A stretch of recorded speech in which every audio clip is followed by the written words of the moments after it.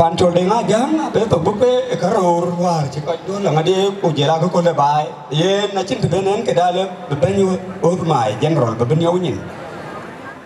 anji banya chakamot ko to tunyino anong national hanzam ke kadiet dina loka kene ku dina loka kene pa anai function no ban ci de kene ka no ngi ka ban ina bala ko ci di bala tira ci blo det ka music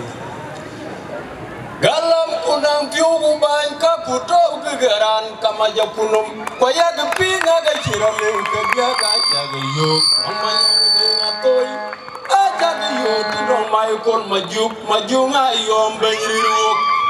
galam kunang piugu ban ka puto gegeran kamaja kunum koya ge pinga ga cirale ke dia ga jaga yo amanya ndenga toy aja ge yo tino mai kon majunga yom benyiru ran kor manyoga chiyu nang pyo wai nang gamana ayene yipal ke baden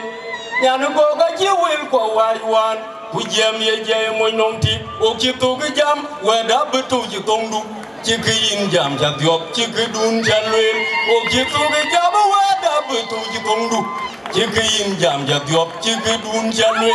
ci ga jele diop yen wuru am di Ukoti katiek yen moji bane job kuti kwa chinting ya mutule tiga jagi tiagi ndio kwa jambe yen goja bere kilolo chinting ya mutule tiga jagi tiagi ndio kwa jambe yen goja bere